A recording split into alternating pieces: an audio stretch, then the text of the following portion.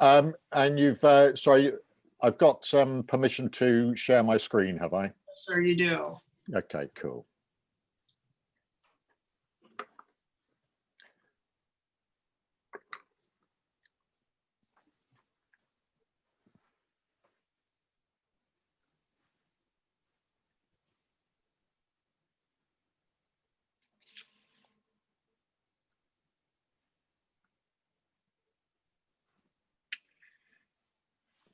Hello, everybody.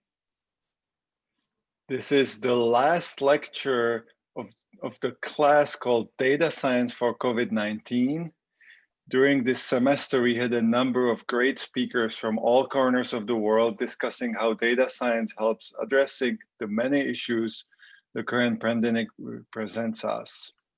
Today, we'll have someone who, in my opinion, gets to rock star status, gets as close to a rock star status as a statistician can get.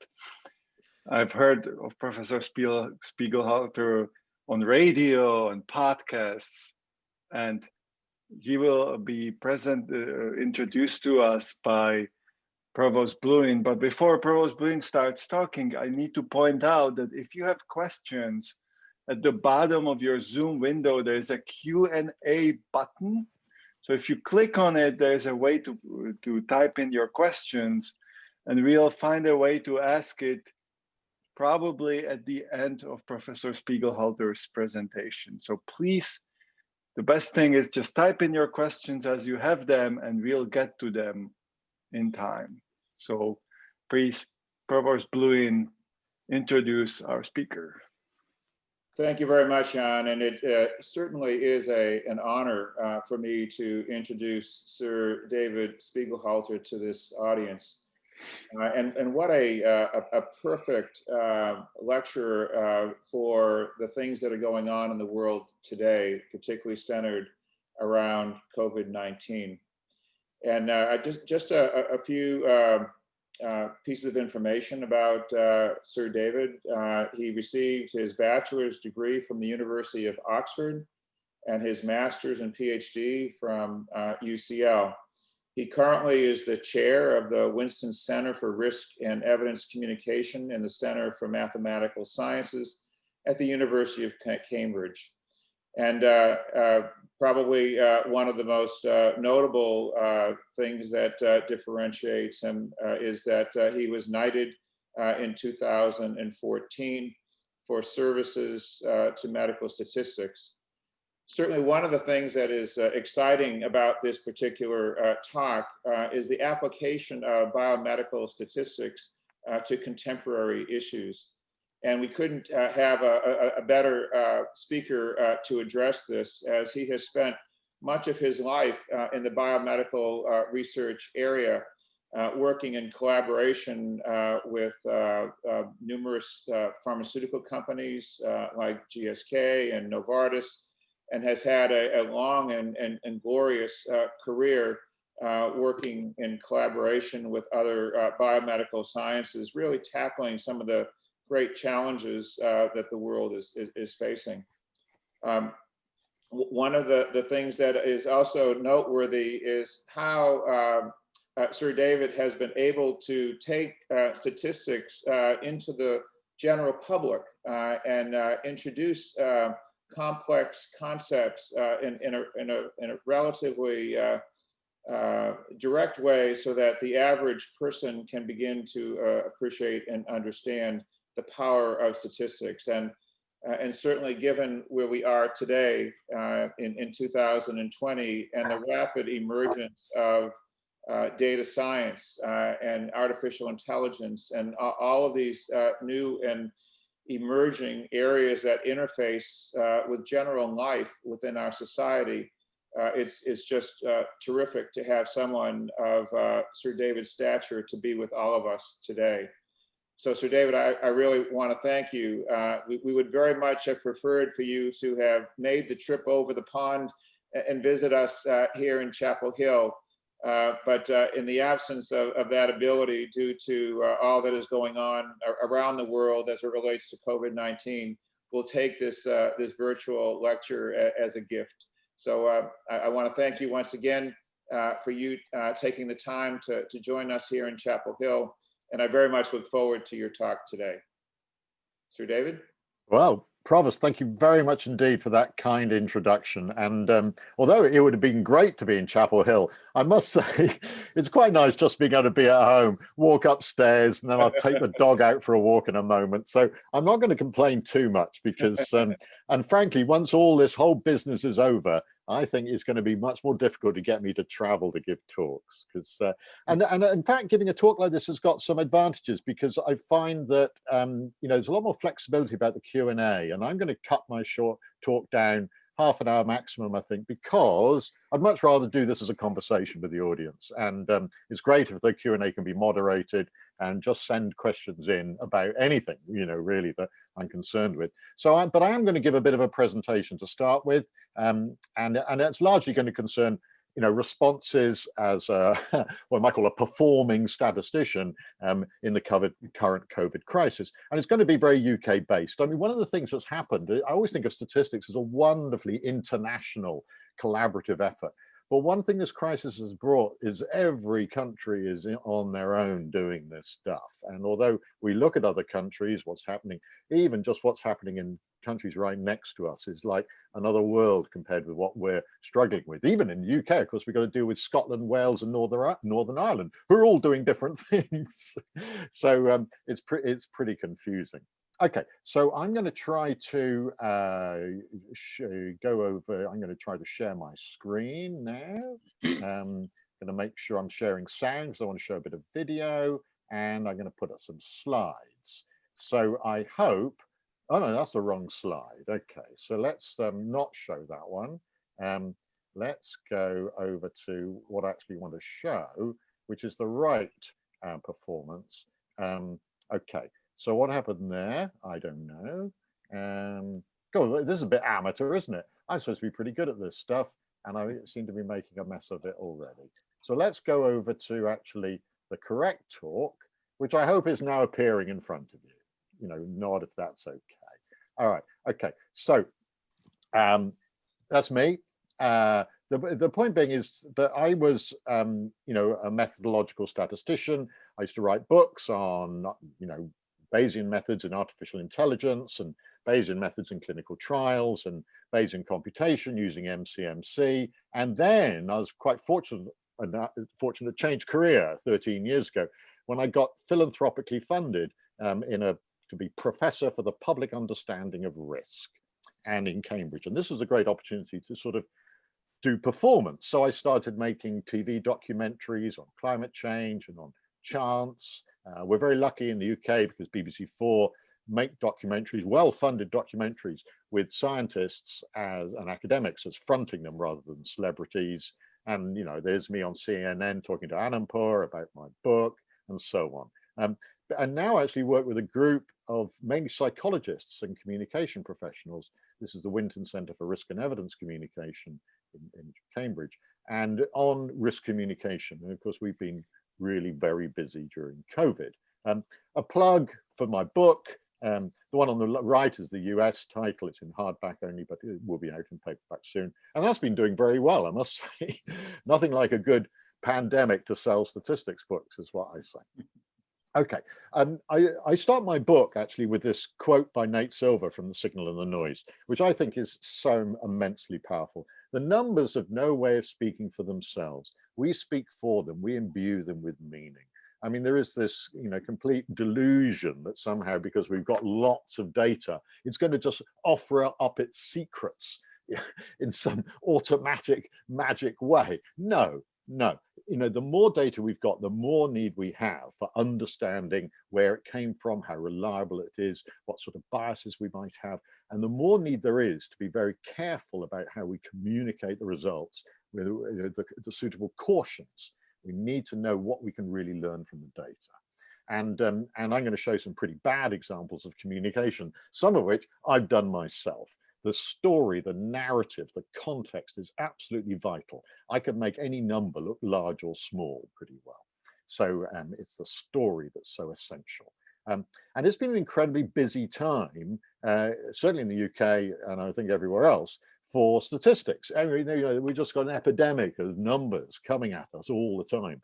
And in the UK, our national statistics and public health organizations have done, a pretty good job. And I'll demonstrate some of the stuff later in getting the stats out. It's improved and it's becoming much more transparent.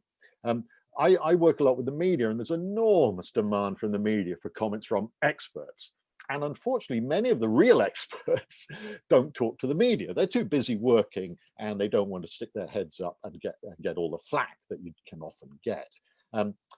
We've got in the UK a Science Media Centre, which is a really good organisation that acts as an interface between the scientists and the TV and journalists and everybody else. And so I've been taking part in weekly press briefings where we just try to explain the statistics to the press. And most journalists have acted well, not all, we'll see. What I found, to summarize, is it's very tricky to say non-aligned. We've got, as everywhere else, a really divided group of society. At one end, you might say that, the libertarian, as far as saying, why are we making all this fuss about COVID? We don't need lockdown and so on. And at the other end, we've got very strict, the zero COVID community that would like to, really crush the virus. And I've been trying to stay in the middle, and it's quite difficult because people sort of assume you're either for lockdown or anti-lockdown. I say, I'm not either, I just look at the numbers. And there's a constant need when dealing with the media, anyone who's done this will realize this, which is always there, but now is even more, of being able to say, I don't know. I just don't know. As a statistician, I don't know about the risks of transmission. I don't know actually about epidemic modeling. I don't know about all this stuff. I don't know about Boris Johnson and why he's just had to self-isolate today. Don't ask me. But again, I get asked. I was asked this morning, go on the radio and talk about Boris Johnson self-isolating. For heaven's sakes, I don't know. So you have to spend all the time saying what I don't know. Just some stories before I get on to some data. I've had sometimes too much attention. I wrote an article for a national paper about how we shouldn't try to construct league tables, saying who's first, second, third, and fourth in Europe in terms of mortality rates. Actually, England is top, now, but this isn't the Eurovision Song Contest, I was saying. And this got quoted in Parliament by Boris Johnson to say, we've heard David Spiegelhalter, he says we can't make any international comparisons. And I didn't say that. We can compare Britain with Germany, for example, who's done very well, and we could even have a go with Sweden, maybe. But we can't. We can't make finer comparisons. And so I tweeted out a plea to Boris Johnson to stop saying this, and this went viral. 10,000 retweets, my one viral tweet, and then I got quoted.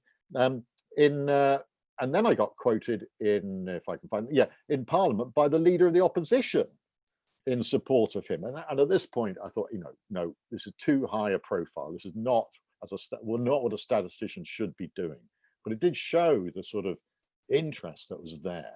Okay, let me show you some of the work I've been trying to do to communicate some aspects of risk in COVID.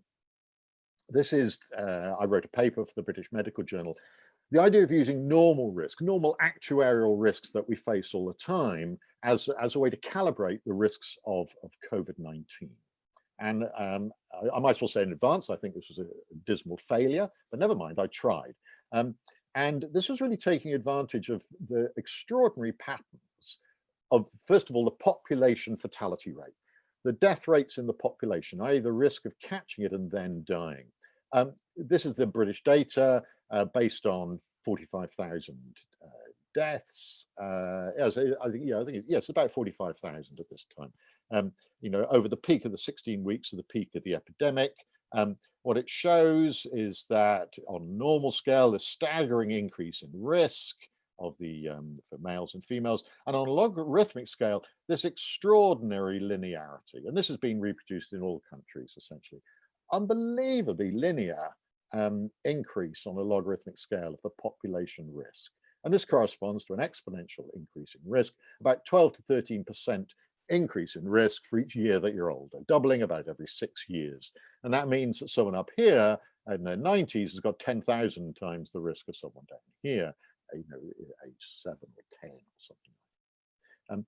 quite extraordinary. No, one thing I've taken to doing is, and this is taking advice of other people working on graphics, I put the conclusion, the interpretation of the graphic on the graphic itself. You can't separate it from it. It goes with the JPEG or whatever like that. So the interpretation is on the graphic, because otherwise, as I'll show you, people just misinterpret these things. Roughly speaking, this is the normal actuarial risk that we face. Those over 50, I mean, these are roughly parallel up here. It was as if during the peak of the epidemic, they experienced extra risk equivalent to about 5 extra weeks of normal life. So everybody over that period had about if you're over 50, had about 1/3 extra risk compared to what they normally faced. You could also think of that as being roughly like everyone was 4 years older temporarily over that period, I think, which is used in a nice PNAS paper that did a similar thing, using age as an analogy. Anyway, this never seemed to catch. I like this idea of extra risk. It's as if we all faced 13 months risk this year rather than 12 months risk. I like that. Didn't seem to go down very well. Okay. The other risk, of course, that's of interest is the chance of dying if you catch it. The infection fatality rate, which has been deeply contested.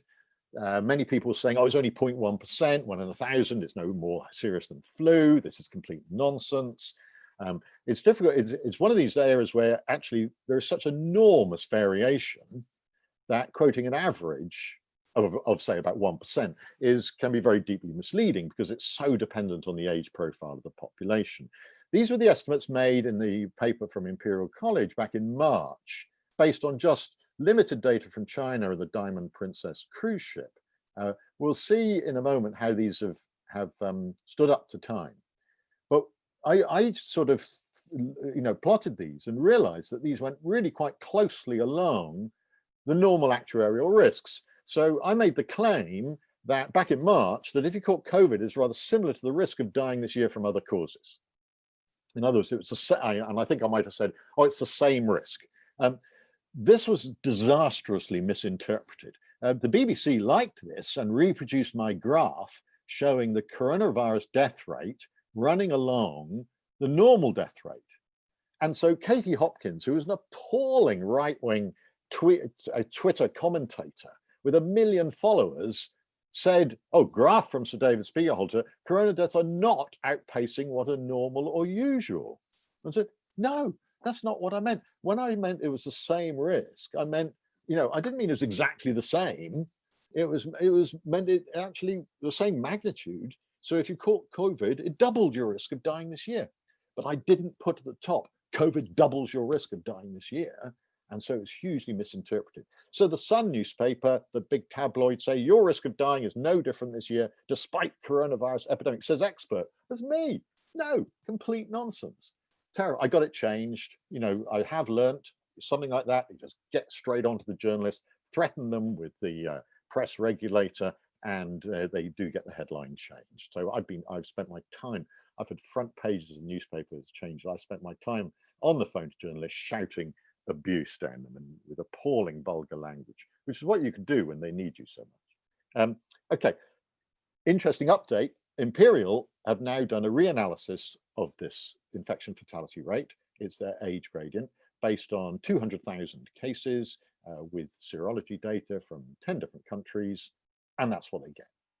It follows the normal actuarial survival, mortality rate even closer than they thought in March. So we can now say that at the peak of the epidemic, on average, the risk of dying, if you caught COVID, was roughly the same as risk of dying anyway. And actually, other studies have shown that seems to hold even for if you're high or low risk rather than just an average. So I feel happy claiming that at the peak of the epidemic, if you caught the virus, your risk of dying was roughly the same as your normal risk of dying this year as a relative risk. It doubled it. It's gone down a bit now because the improvements in treatment. Okay, so how have others been communicating? That's the kind of thing I've been trying to do, emphasize this enormous risk gradient, that kids are essentially very safe indeed from the virus. They might transfer it, but they themselves are incredibly clear, less than 1 in a million chance of dying, and then they've got other factors involved. For over 90s, 2% of over 90s in this country died of COVID during the first 16 weeks. probably more because it was underdiagnosed. Okay, we've got a wonderful program, more or less, on Radio 4 that I've been on many times, and there's been covering COVID all the way through, and it's a radio statistics program. I really recommend its podcast. It's excellent. Just showing some of the data. This is the Office for National Statistics, the kind of graphs they've been producing every week. This is the official statistical body. Conflict of interest. Halfway through this epidemic, I was made a non-executive director of the board for the UK Stats Authority that oversees the Office for National Statistics. So now I'm, essentially on the board looking after this stuff. This is the kind of figure. This came out last Tuesday. Slightly out of date because it's based on actual death registrations, but showing now we're roughly non-COVID deaths are roughly at the 5-year average, and the COVID deaths are starting to come up again. So all the excess deaths of COVID, many of these will have been undiagnosed COVID, these excess non-COVID deaths. We see a bit of a drop below 5-year mortality, not much, a bit. So actually there hasn't been that much what we call harvesting, but we can come on to that later. And that's what's happening at the moment, looking in retrospect. But all is not normal in terms of non-COVID deaths. This is a very nice graphic they produce. I think we were producing these graphics ages ago and pushing them to do this, and I'm really glad they're doing it now, which is to break down where deaths are occurring by place of death. And we can see in hospitals for the deficit of deaths during the summer, care homes largely now working as normal. At home, these are nearly all non-COVID deaths, has continued to have a substantial excess. These are 35–40% more people are dying in their homes than did beforehand. And that's just carried on all through the summer, and it's just carrying on, and no sign of it changing at all. So people aren't going to hospital to die like they used to, or to care homes to die. Now, many people would prefer to die. Most people would prefer to die at home. This may be a good thing if they're getting good end-of-life care and they're not staying at home with for example, heart symptoms. But the excess deaths from heart disease, heart attacks and strokes is substantial. So we must suspect that many of these people would actually have survived a bit longer if they'd actually gone to hospital. So we've got to remember to drill down into the data. This is always the essential message. Okay, I'd like to just demonstrate, I've had a look at the CDC website. Our sort of main website that I look at every day is this one, the dashboard, and it has got better. It was terrible, but it has got better. So I'm going to try to just share this for you and go for a quick little flip through it, if I can make it work. And now, shall I bring your shared window to the front? Hang on, I'm going to try. Actually, what I'm going to do, I'm going to stop for a moment and see if there's any quick questions that anyone wants to ask, and then I'll have a go at sharing my screen again. I think the questions are more general so far, so I think you can continue. Okay, I'll go on and share my screen then and carry on like that. And this time I should, I hope, be able to share that, and I hope you can see it. Okay, so what we're getting here is number of cases. Now, the good thing here is that they do give it both by the date reported, which jumps around all over the place. It's very low on Mondays and so on, and the date the actual specimen was taken, which again jumps quite a lot because of when people go to have the test done. I had a COVID test on Sunday. I've just come back negative, which is a relief. So you don't have to worry, you won't catch it. But that was a relief because I thought I had some symptoms. And that shows the general leveling off of our cases. If we look at healthcare, we're getting patients admitted to hospital and patients in hospital with COVID. But I should emphasize that this data, and of course we get it by different countries, England, Wales, Scotland, Northern Ireland. We should emphasize that the nice thing about it is they do provide an API. We can download, we've got this currently in Python, is all available on GitHub. So people have been building their own apps to take this data and actually doing some very nice things with it. And here's deaths, which are leveling off now, thank goodness. but if we can go down, if we go, one of the nice things I find is looking at the map. I was looking at the CDC map. They're probably are better ones, but I could drill down to counties but I find on this, it's really quite nice to drill in. This will load up in a moment. It should drill in quite close. So let's drill down to where I am at the moment in Cambridge. Looking at the rates. Whoa, let's have a look at that. Let's go in. Cambridge is quite a hot spot. All these students, these revolting students getting infected. And then we go down and I can find my house where I'm speaking from at the moment. I am here. This is where I am at the moment. So my, in the area I've been in, there's been 15 cases over the last week with a rolling rate of 167 per 100,000, which is quite high.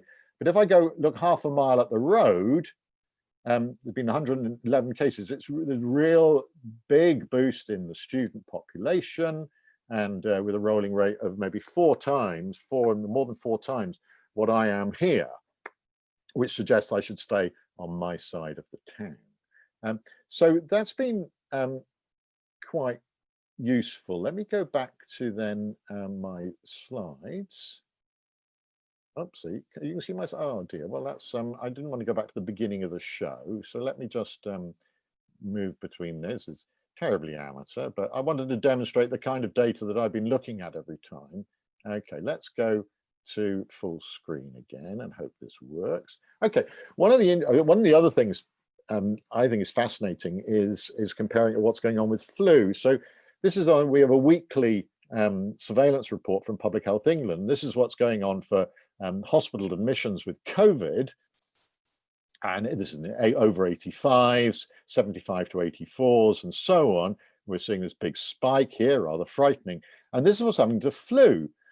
And that looks, we think, well, there's not much flu. But look at the scale. This goes up to 2. So this is down here. There's no flu, essentially. People aren't being admitted with flu.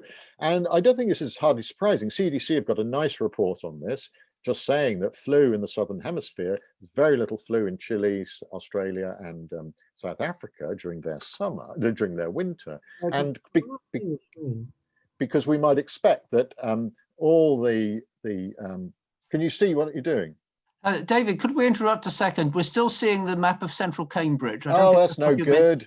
Yeah, okay. I've got, obviously, thank you very much. I will bring my shared window to the front. Yeah, thank you for letting me know. I find this difficult sharing. Okay, let me go back to sharing again and choose the right screen, and that should work.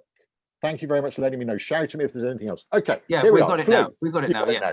Flu. So this was COVID cases shooting up, here's flu cases, but it's on a different scale. It took me a while to realize these are on very different scales. So this is absolutely microscopic compared with that. And I said, as CDC have argued as well, we're quite likely not to see flu this winter, which would be good, because the measures we're taking, flu with an R of about maybe 1.5 or something like that, and the measures we're taking to stop COVID circulating and bring its R down from 3 to maybe 1.1, which it is at the moment, are certainly enough to stop flu circulating. Okay, let's hope that this is going to work. Okay. So not everything is good. I'd just like to finish off. This was, an appalling bit of communication, absolutely dire. That was done when they were trying to justify the lockdown Saturday before last. So Boris Johnson got up with the chief medical officer, and this graph was shown. And no matter how many times these are scenarios, not predictions or forecasts, these were models done by the different modeling groups. This is the Cambridge group, up at the Biostatistics Unit, showing up to 4,000 deaths per day. Unbelievably massive thing. Now, first of all, these were done at the beginning of October. They were worst case scenarios based on assuming absolutely nothing was going to be done as the second wave went through the population. So these weren't realistic in any sense scenarios. But they were brought out and wheeled out, and this was got enormous criticism. What's more, the Cambridge group had already done 2 revisions of their projections and brought this figure right down.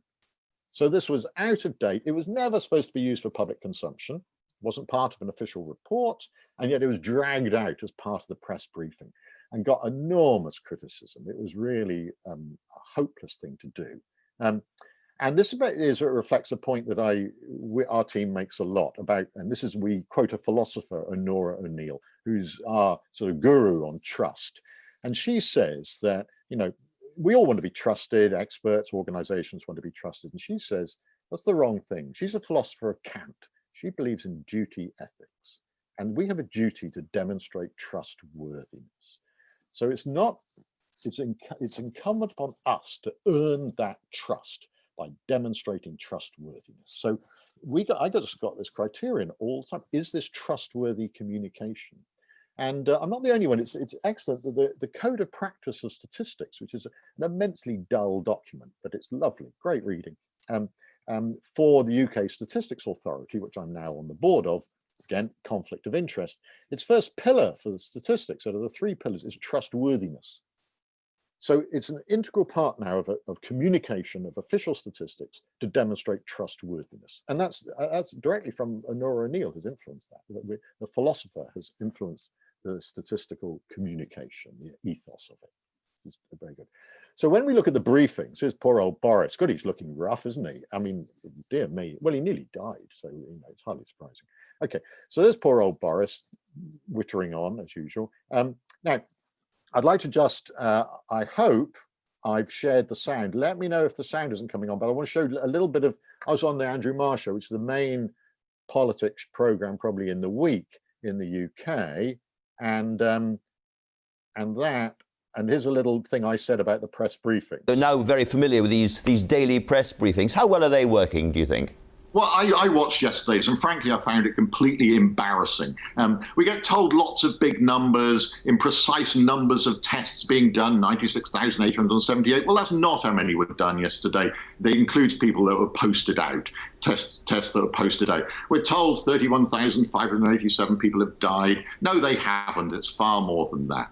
So I think this is, you know, actually not trustworthy communication of statistics. And it's such a missed opportunity. You know, there's a public out there who are broadly very supportive of the measures. They're hungry for details, for facts, for genuine information, and yet they get fed this, you know, what I call number theatre, which seems to be coordinated really much more by, you know, a number 10 communications team rather than genuinely trying to inform people about what's going on. I just wish that the data was being brought together and presented by people who really knew its strengths and limitations and could treat the audience with some respect. Okay, so that was my rant. They're now very familiar with the And that was my rant I did, which got 1.7 million views on Twitter or something like that. So, and which I believe, but I stopped doing that kind of rant because you can't keep on doing that kind of thing. But the phrase number theatre has been used a lot since. Okay, part of demonstrating, and just to finish off now, part of demonstrating uncertainty is admitting uncertainty about what we know. And as a statistician, and we're all, you know, absolutely data scientists, we're all, I think, should be absolutely concerned with appropriate communication of uncertainty. Now, first of all, we can just put a range around a number if we're quoting a number, and that's really good. And our research, our psychologists have done the research to prove that if you do give a range, there's no reduction in trust in the source of it. People are prepared to take a range. It doesn't reduce their trust in the source. But actually, as I'm going to demonstrate, that isn't enough. We have to also acknowledge the limited quality of the evidence that we've got, our understanding of the whole of what's going on. So as an example of actually, I think something that hasn't worked very well, you know, of what's going on at the moment. Now, this is, I'm not sure how it is in the US, but in the UK, we've got 8 different groups of modelers and statisticians estimating what R is, the reproduction number, the average number of people that each person with COVID infects. And here's a recent example of 8 different estimates that these groups have provided. Now, this is estimating the same quantity on basically, and they've got access to the same data but they're using very different models. I think it's great to have competing teams, but look at the estimates. The estimates actually broadly say roughly the same thing. You know, R is around about here, so it's not that bad. But look at the intervals they're giving to these estimates. A lot of them don't even overlap. So they can't be right. They're all estimating the same quantity. They've got intervals that don't overlap. This means that essentially they're too precise what they're saying. And that's because their intervals are based on, it's within model uncertainty, are based on assuming the models are true. But the models aren't true. We know all the assumptions are wrong. We know the phrase all models are wrong and some are useful. But what this really demonstrates is that the difference between precision and accuracy, these are very precise estimates, they cannot be accurate. It's just impossible. And I think this is not very good communication. It's fine when there's 8 teams, you can realize it. What if there only got 1 team producing these estimates? You know, how that would not be trustworthy communication, I don't think. So what I would become a big supporter of is actually providing, well, you might call a star rating for the quality or strength of evidence, how much we believe our model, how much we believe the analyses that have been done. And I'd like to point to some brilliant work, I think, going on in the UK, nothing to do with COVID. They're what works centres. They're set up to do systematic reviews of the evidence against different policies that could be done. And this is the education what works centres. And they've got a toolkit. And they produce a great long list. This is only for all the sort of educational interventions that you might do. And it's like TripAdvisor. They will give a star rating for the cost in terms of pounds. They give an estimate of how much benefit they might provide in terms of months impact in education.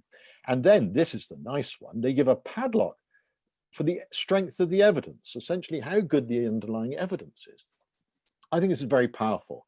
We've got aspirations, interventions, it's quite expensive, doesn't seem to work actually, and the evidence is rubbish. Okay, collaborative learning, it's quite cheap, seems to have a reasonable impact, and the evidence is pretty good.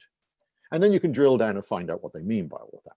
But I think this is very powerful, and it was widely used in climate change, confidence in the science, and it's now being widely used in SAGE, which is our sort of scientific body that's giving advice to the government. And they, for example, when they talk about wearing face coverings outdoors, they say doesn't have much impact, and they're highly confident of that. Actually, wearing face covering masks outdoors, you know, a bit of a waste of time, to be honest. So whereas closure of places of worship and community centres, they give a range. They you know, might reduce R by up to 0.1, but actually they're not even very confident in that statement, moderate. And a lot of the stuff they do, they've got low confidence in. I think this is really powerful. A range is not enough. You've got to almost know what confidence do I have in that range.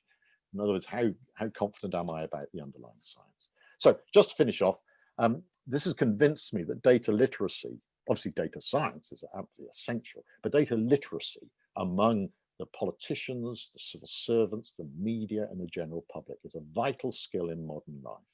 COVID crisis has made that very clear. But I'd like to give a shout out to statisticians. I think they've been extraordinarily good, very helpful, and without strong agendas, they have avoided getting on one side or another of the arguments. And that makes me very proud to be part of this profession. So with that, I'm going to stop and hope somebody is going to ask me a question. We've got a number of questions. I've been trying to tallying up and put them in different groups. Okay, well done. So the first group has to do with media and connection. So the first question is, in the media, we often hear a lot of misleading statements about COVID and data related to COVID. As an ordinary person, is there a method to identify truth from fiction? Oh, everyone asks that, and you know, as if you could just sort of tick it. It's difficult. Okay, one of the first things I just ask myself is this a trustworthy source? You know, are they genuinely trying to inform me, or are they trying to manipulate? Have they got a fixed view? Have they got an agenda? And are they trying to manipulate my feelings and my emotions? So when I go onto a website, like we've got one in the UK called Lockdown Skeptics, I know exactly what I'm going to get. Actually, I do read their stuff because sometimes they got some interesting things and I want to know how to counter those arguments. But I know what I'm going to get. I'm going to get propaganda. And similarly, with many newspapers and things, I know they've got a strong agenda. I take what they say with a huge skepticism and caution. So I think the first thing to do is the motivation of the people who are delivering the message to you. Are they trying to inform you or are they trying to persuade you? That's our first thing I ask. And that's just, a lot of it. And then a lot of it I call sniffing the data. Is this, is this being fiddled? Is this being manipulated for my sake? Am I hearing the whole story? What am I not being told? Am I just hearing selected bits of evidence? So it's all those things to do with the basic trust with. And of course, this holds for any sort of news on social media or claim. There's nothing particular about statistics about this. If it passes those tests, then I start looking at whether I can believe I start looking at the quality of the evidence. And particularly of the study design, sample size, reputable team. Is it a proper clinical trial, for example, if they're making claims about a treatment? All the usual stuff is all in my book. All the checklists that you might have to assess the quality of a statistical claim. But I think the first thing is to sniff it and think whether actually is this information or is it propaganda? Thank you. A second question about media is, you mentioned a lot of examples of unsuccessful communications.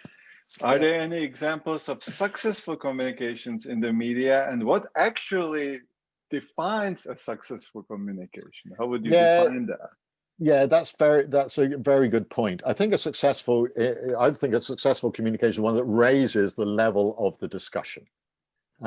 So I think one of the successful communications that I was part of at the beginning was to hit again and again the low risk to children if they caught, from this virus, because there was propaganda going on about, oh, we've got to protect our children, keep the children safe, and this sort of nonsense, which encouraged people to close schools, which has been a disaster to close, particularly primary schools, total disaster to close schools.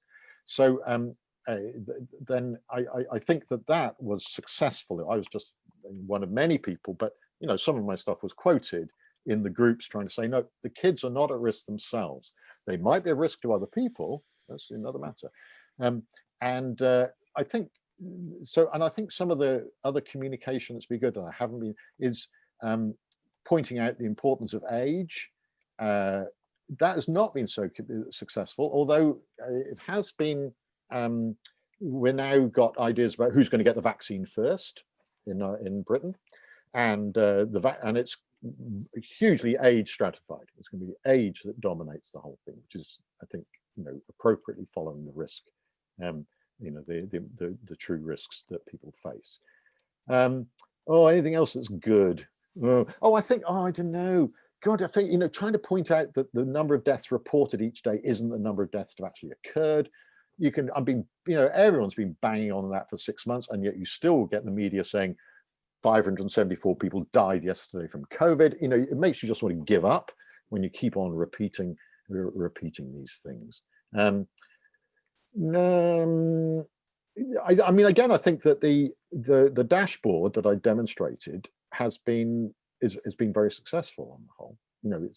It's improved, and making that data available to people, that transparency, so they can download all the data and produce all their own maps and graphics and things like that, I think has been a very good move. And one last question into this media public policy sphere is, do you think statistics and evidence is actually doing a good job influencing the public policy?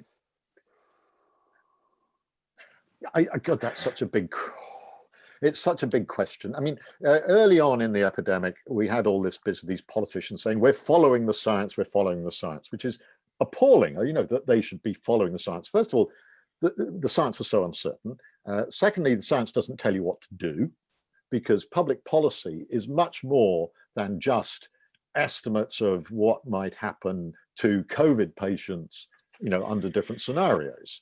It's so much more than that, because the impact of closing schools, the impact of unemployment, and the bigger impacts on society, let alone mental health, is so important that just what the science can tell you is deeply limited. It's only one component, so you shouldn't just say you're following the science. And to give them their due, our main scientific advisors have been clear about that right from the beginning.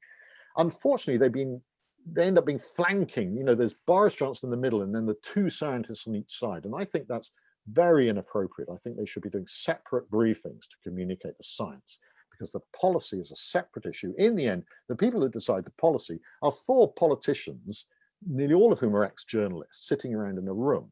The main scientists are not in the room. And so I really feel it's unfortunate that for them to be identified too strongly with the decisions, because quite rightly, they're not making the decisions. And so this is a political process. I think broadly, the government does listen to what the scientists are saying, and they're certainly not dismissing the scientific claims as, well, I won't go into some particular examples of that, which are closer to you than me, perhaps. So they're not doing that. So they are following, but they have made some very bad decisions, and there's no doubt about that early on, and I think probably some pretty bad decisions now as well. So let's say about 6 out of 10. Yeah. Yeah. So let's. Question. Yes. Yeah. Yes, please. Could I ask a question? Of course. Oh, yeah. Yeah. So first of all, thank you so much for your talk. One of the things within an industry that you're very familiar with, the pharmaceutical industry, is looking at a multitude of risks. There's the benefit of the therapy to cure the disease, and then there's also the side effect profile that comes along with it. One of the challenges that we've had with the COVID-19 is focusing a lot of our attention on the health risk, while there are other societal risks that are in play.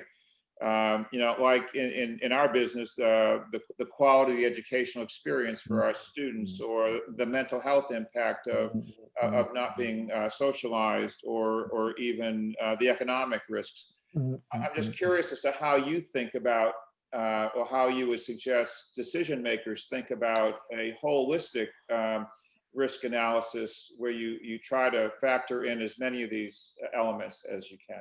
Absolutely. Well, that's kind of what I was addressing, the fact that our SAGE committee only looks at a very narrow spectrum of outcomes. And the first to admit there's huge amounts of stuff they just don't cover. And I think it's unfortunate there isn't, what they need. I mean, they've got the treasury and everything, but there should be an economic SAGE. There should be an educational. It's been pointed out that actually the scientific advice has been, I think, quite too narrow in the UK. It hasn't covered enough of this broader perspective. Now, again, it's not going to tell you what to do, because actually the assessment of the harms of lockdown and so on, are going to be more uncertain than many of the health aspects. But we should be making, and just because these things are difficult to measure, shouldn't mean that you shouldn't think about them in terms of magnitude. So I think it is essential that just because there isn't good data, it doesn't mean that you shouldn't be looking at these things. So I think it is absolutely essential, and that's why I say you cannot follow the science, and you have to just try to use the decision makers, who are in the end politicians, and they have to take the rap, they have to take the hit, the responsibility for this, have to do this juggling and the weighing up. I'm glad it's not me, but the crucial thing is that they should never claim they're following the science. They have to take full responsibility for these decisions. Thank you. Okay, thank you. So I have two questions here that I'll ask at the same time. It's more of the US versus UK questions. Oh. So it's, how would you describe the difference between how US and UK report COVID statistics, and Are you aware of any good US-centered websites reporting COVID data? Yeah, no, I don't know. I don't even know about England versus Scottish statistics. I mean, this has become so parochial. You know, I got the sites I look at, and that's it. But I did have a click around the CDC ones. I realized you could click down to county level. I couldn't see any way to get lower than county level in terms of getting county. You know, US counties are big things. So, you know, you could do that. I quite like the stuff on the CDT, which allowed some of the trend data, bringing in comparisons, where you could do that, which you couldn't do in our Public Health England. There's another app where you can click on different areas and get multiple plots out to do the comparisons. I'm afraid I don't know about the US data. I mean, I think in the UK we do have an advantage, of course, because we have got a National Health Service, and so quite rightly we should have much better capacity for accumulating data rapidly from what's going on in the country, and we should have that. You know, it's still, and this has demonstrated that need even more. No, I'm afraid I don't. As I said, you know, maybe if somebody has, they should, you know, put them out on the Q&A or on the chat if somebody knows of some good sites, but I don't know of them myself. As I said, I checked the CDC, that's got some nice stuff in it, but it doesn't seem to go down to the granularity that actually is very attractive. Thank you. So the next group of questions is more about people's perception of risk. So the first one is, are people's risk perception different across different ages? And is there a strong correlation between individuals' perception of risk and their perception of other risks?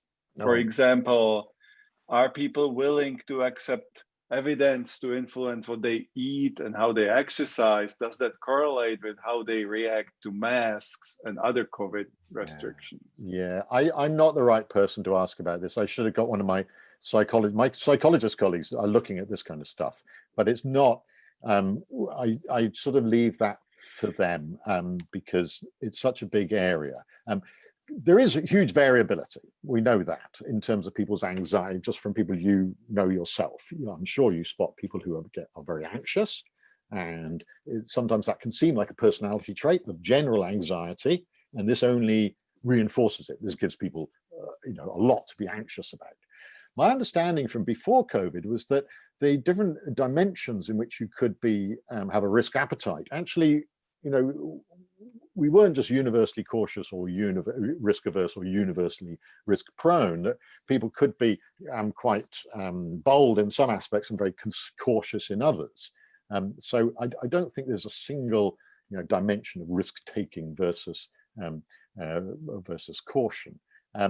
But I think all I can say is that there clearly is a huge variation in people's risk appetite when it comes to COVID.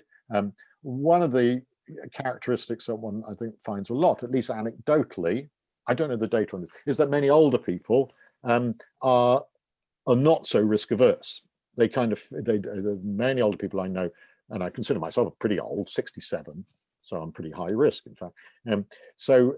Would say that they're not going to shut themselves up for a year, because honestly, you know, you want to take advantage of every bit of time you got left, and you certainly want to be able to see your grandkids and all that kind of stuff. It's immensely important, and so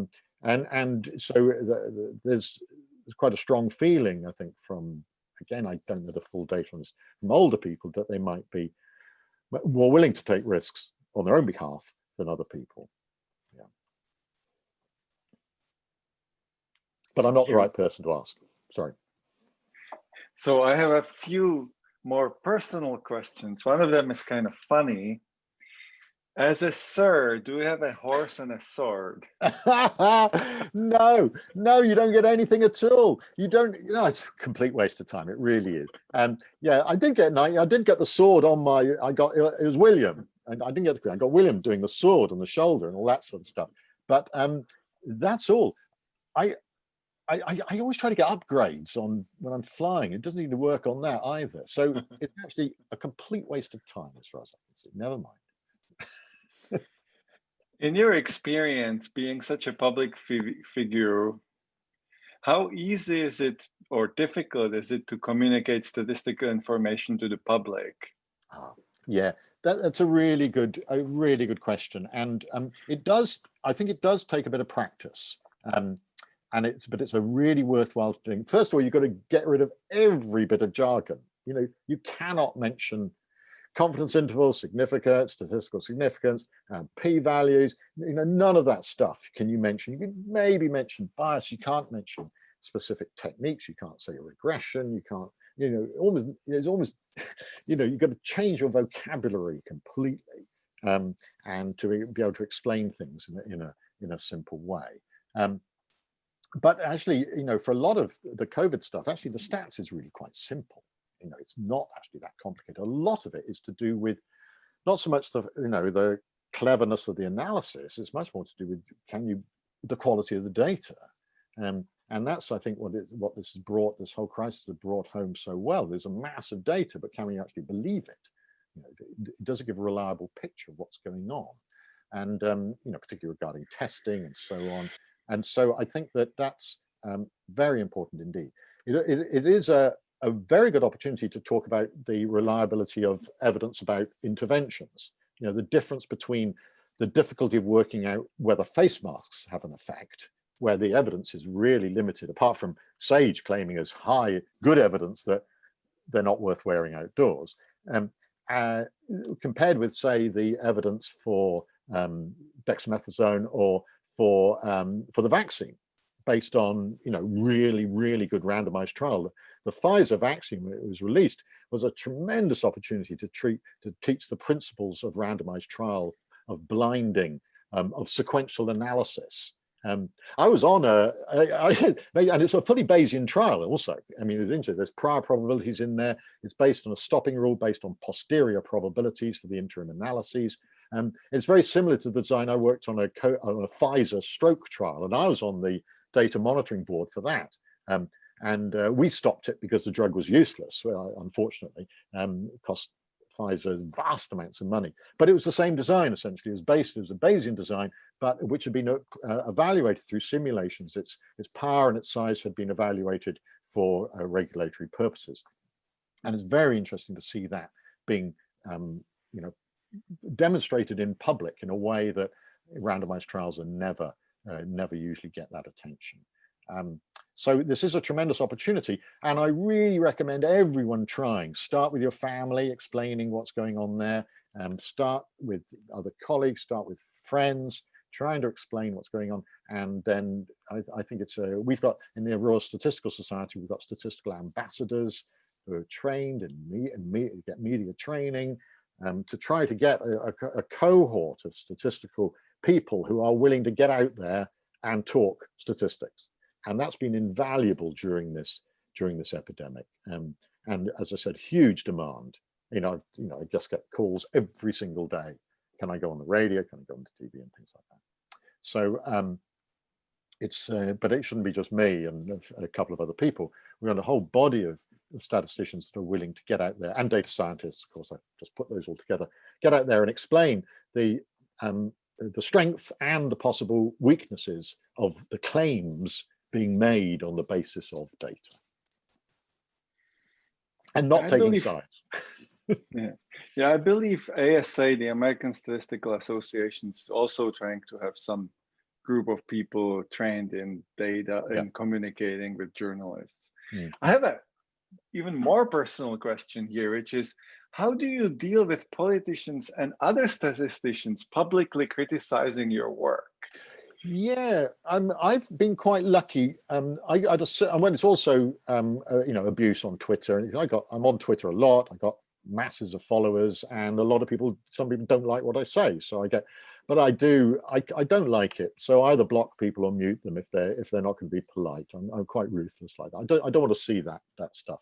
So that's quite easy. At least you can block people on Twitter. You don't have to listen to people on critics on Twitter. But it's one of the reasons why I've taken, I prefer to be not on one side or another, because it does protect you from from accusations of bias or whatever. And so by taking this sort of declaring myself as just someone trying to explain things better and raise the level of the discussion, it's amazing. You can avoid a lot of criticism. And I get, in a way, tend to get quoted quite favorably by different sides, different groups of people. So I think it is and statisticians in particular, I think and data scientists are really good, are in a good position to take up that middle ground of just genuinely trying to tell it how it is in a clearer way. But you do have to resist having a strong agenda about what you feel should be done. It's not my job to say what should be done. And you have to be able to say, when asked, as I all the time, well, do you agree with lockdown? So I'm not going to lockdown or something. I'm not going to say. It's not my job to say what should be done. That's a much bigger decision. So I'm not going to do it. I won't speak. And you have to be firm, because the media always try to get you to go beyond your area of expertise. In fact, I've had it said, when I refused a number of times to live on a big radio program to say, I'm not going to say, and we just got into a joke, and the interviewer just said, well, God, if everyone was like you, we wouldn't have anything, we wouldn't have any good stories going on if everyone just stuck to their area of expertise. So now we move to the last group of questions, which are really general. Right. So the first one is, outside the pandemic, how do you choose topics you work on or communicate with public? Oh, that's interesting. Oh, goodness me. Sorry. Yeah. Oh, well, I mean, I'm interested in risk things. I have worked in risk area a lot.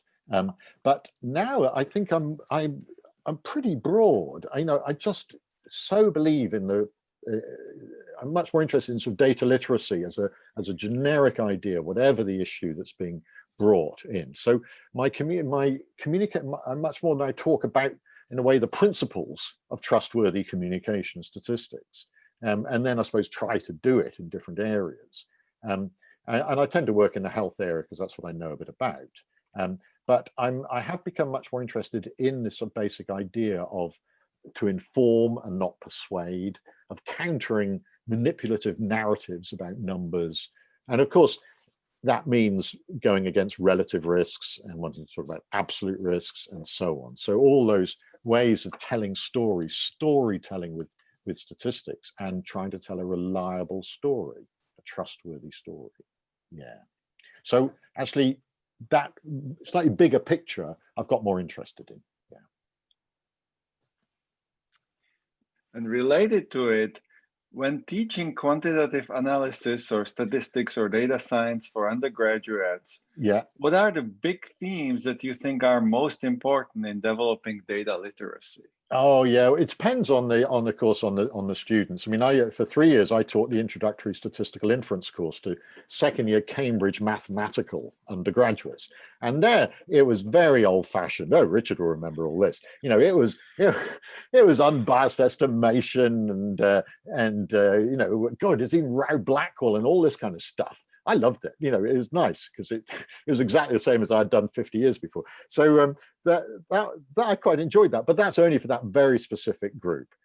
For much more in terms of teaching about data science, I think it's a mixture.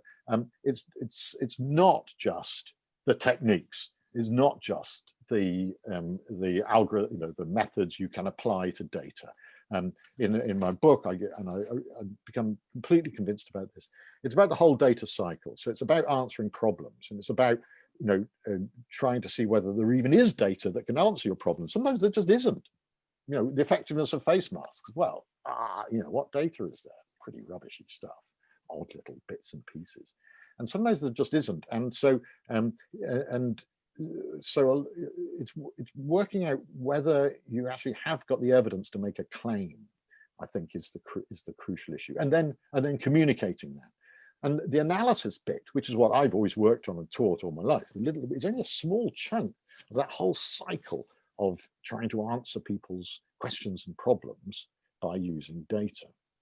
And so I do think that that's, if we're really going to teach data literacy rather than just technical skills, that has to be an integral part of it, is teaching people that sometimes the stuff you've got is so rubbish that you can't come up with any confident conclusions and have to say, well, you know, you have to make very cautious claims on the basis of it.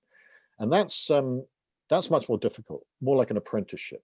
But I think if you're going to, because data literacy is both the ability to, you know, do analysis and then communicate things in a trustworthy way, acknowledging its limitations, but then also being an audience and critiquing what people are claiming.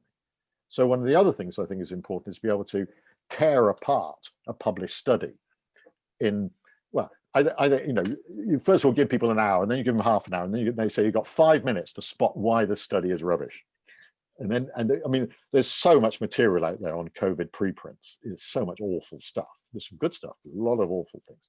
So I think the skill to really tear apart somebody else's work is something that's very useful to hone, because it makes you very sensitive to the ways in which evidence can be manipulated. So those sorts of issues I would put in. And that, of course, goes in with reproducibility and all those issues about reliable science and so on. So all these things are not particularly about the technical aspects, but you need the technical aspects too. I love them. You know, that's what I've done most of my life. Yeah, I think this one you kind of already answered, but maybe it would be nice if you reiterate it. What do you think are the most common misconceptions that people hold regarding statistics? And why do you think these misconceptions were developed? Okay, well, I think the most common misconception used to be was that they were staggeringly boring and dull.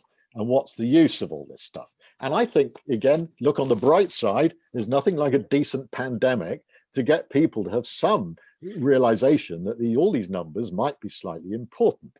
And so, or even a good election for that matter. So I think the misconception that actually, well, why do you bother? Well, why bother? I think is the other misconception, of course, is that they're all rubbish. You can't believe them. You know, the lies, damn lies, nonsense. And that's just an excuse, really, often for people just not to bother to think. And again, I think the COVID crisis really realized that there is some rubbish, but it's not all rubbish. And the need to really think that, you know, it's not like all data is good or all data is wonderful or anything like that, that there's a huge spectrum about the reliability and the reliability of the claims you can make on that. They go from the deeply unreliable and obviously biased and manipulative through to the really excellent and very reliable, and that this is a spectrum, and we have to judge where we lie on that spectrum and where somebody else lies on that spectrum. And this is a tricky business. And I think it's quite a shock to the public, who's kind of thought that, well, you know, the people I think tend to have either dismissed numbers or to somehow think these are God-given facts. And of course, it's neither of those. And this epidemic, again, has shown how, you know, disagreement between even, you know, reasonable scientists disagreeing quite strongly, you know, let alone, you know, forgetting the extreme wings, you know, forgetting the extremes, but just in the being big disagreements even among, you know, what I would call reputable people. And this can be quite, you know, challenging to people who thought that somehow science and statistics were facts. But I think it's very healthy education about the fact that there is this whole spectrum of trustworthiness in there. And we have to judge where we are in that spectrum. And maybe there'll be two last questions, because we are coming down to the end of our time. There's one little personal: how do you tailor presentation to different groups of people? Well, what I found is that even for the most technical audiences, I now never use anything technical. That I found that I can use pretty well. I try to develop material that I can use for everybody, possibly from the ages about 15 upwards, right up to 85. And I find you can use, but if you choose carefully, use good images, you can use exactly the same material for all. I mean, which saves me time. I don't want to have to prepare a talk No, it's like an iPhone. You know, a good design can work for people of every competence. And I won't say my choice is perfect, but I do try to pick stuff that will, just for my own benefit, that will work across a wide range. And it works, it really does. And people like it. So I don't tune it that much at all. I really don't. And I talk to a wide range of audiences, from technical to non-technical. And I hardly tune it at all because the basic lessons are universal. And that's partly because I don't communicate technical findings now, and I don't communicate methodology, except the methodology of communication. That's what I work on now. I work on statistical communication. I don't really work on statistics anymore. And so that is, I think, pretty much easier to sell to a bigger audience. And what would you recommend current students do in preparation for communicating statistics with the public? Oh, yeah, that's student. Yeah. Oh, start writing blogs, even if nobody reads them. Look at what other people are doing and what's wrong with it, what's bad with it. You know, I follow people on Twitter, see who's good at it. You know, I follow people like Alberto Caro and all these visualization people who do some excellent stuff. You know, in a way, just see who, you know, try to feel part of the community that is trying to do this, because it always helps to, UK, we're very lucky. We've got this radio program which brings people together, because every week they have to wheel in statisticians to talk about stuff. So there's a stats ambassador. They've just done one on COVID vaccines, and Jen Rogers, the stats ambassador, is doing that. You know, I haven't listened to it yet, but 9 minutes for the World Service. So we're lucky in that we have this sort of, you know, in a way, hub for that, where there's almost a guaranteed media outlet. But I think you start doing it. Just start doing it, and see if you can improve and study what other people are doing. Study what phrases people use instead of, you know, statistical technical jargon, and yeah, just start doing it. And yeah, I mean, we tell people to start with, you know, locally, local radio, schools groups, all retired groups. I love talking to retired groups. They're excellent, very critical, challenging audiences, particularly in Cambridge. God. So, but so you know, we just get out there, even if it's just talking to your family, to get used to communication. And I think it's, and of course, to put something up on your own website, explaining your work in ways that everyone can understand.